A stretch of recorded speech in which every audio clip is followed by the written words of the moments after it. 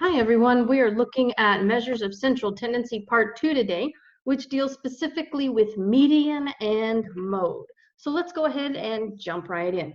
Now, last video, we looked at the mean, also known as the average, and the range or spread of your data.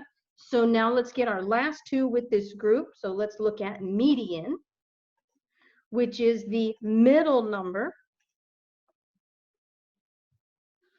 Okay, the middle number of a set of data. Now, the clue here is that your numbers must be in numerical order in order for you to find the median. Now, sometimes the median could be just one number, sometimes it could be two. If we do have a median of two numbers, then we have to take the mean of the two numbers. So like it says there, if two numbers are in the middle, then we need the mean of those two numbers, or the average of those two numbers.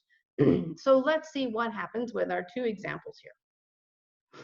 All right, now we need the median of the following numbers that we have here, this long list. Now, the trick here to find the median is they have to be in numerical order, smallest to largest, and just like you would find them on a number line. So what I like to do to keep track of the numbers I've used so far, as I list them in order, I'm going to mark them off of this list. All right, so the first one I need is the 1, so I'm going to mark it off. The next one in line is a 3. Now, there's a second 3 towards the end. You have to list them both. All right, they have to both be listed.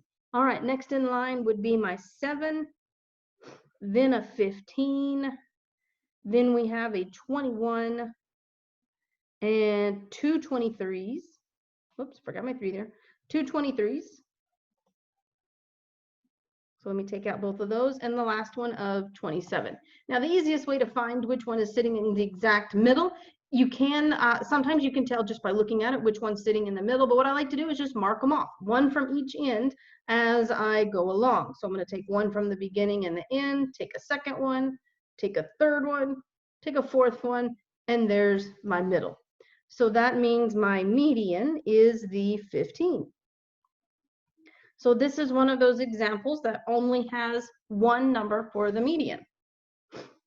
Now let's see what happens when we get two numbers. So like before, I'm going to list them in numerical order and then start marking them off as we go along. All right, so the smallest number in this long list is my 20. That would come first, so I've got that one. Then we have a 21. I've got it. Then we've got a 23. Then we have a 24.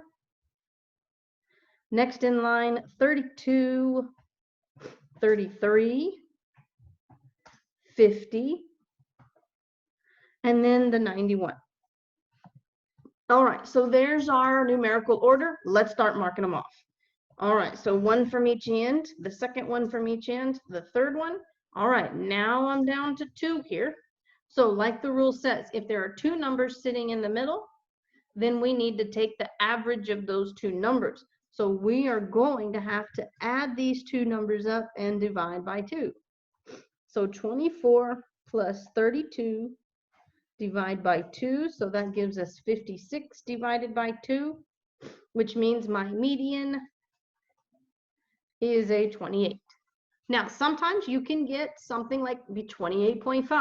0.5s can just as often happen to a median as a normal whole number. So don't be afraid, don't be worried if you end up with maybe a 28.5.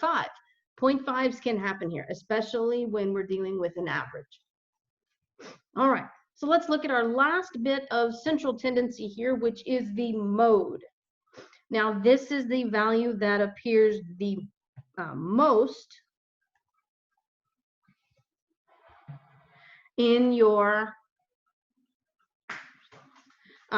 set of data. It's the number that appears the most number of times. So it needs to be the most frequently seen.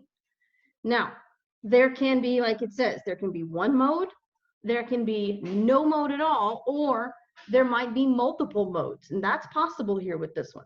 So let's see what each one might look like for our examples. Now, same as median, I like to put them in order so it makes it easier to see how many of each number might be present. So going through this list, 1 is the first one we've got here. So we've got a 1. And again, I'm just going to mark it off as I go along. The next one would be a 3. Keep going in order. Now I've got 3 5s here. So a 5, and a 5. Mark all of those out. And then a 6, a 7, and a 9. All right, so there's all of my values. I'm looking for the one that shows up the most number of times, which happens to be the 5. So my mode is a 5. So says the squeaker toy in the background. All right, let's see what happens with our next set of data. Same thing, I'm gonna list them in order. I've got 2 1s, so those are listed. I've got a 3 at the beginning and a 3 towards the end, and I've got 2 5s down there at the end.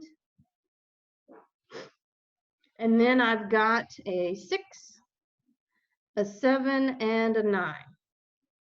And again, I'm looking for what shows up the most. Well, my 1s show up twice, my 3s show up twice, and my 5s show up twice. So this is one of those times where there is more than just one mode. We have a 1, 3, and a 5 for the mode. And there's nothing wrong with that. It is still a correct answer. Let's look at your last example here and see what's going on. Again, list them in order. This time 0 is the smallest, then a 1, then a 3, then we have our 5, a 6, a 7, an 8, and a 9. So there's all my numbers. Now, if you notice, all of these numbers only show up one time. There's not one that has more than one number showing. So then these are the types of examples that have no mode. And again, nothing wrong with that happening. It will happen sometimes. All right, guys, so I hope you liked learning a little bit about your median and mode. That kind of wraps up our measures of central tendency. So please do not hesitate to ask any questions at all. Bye, guys.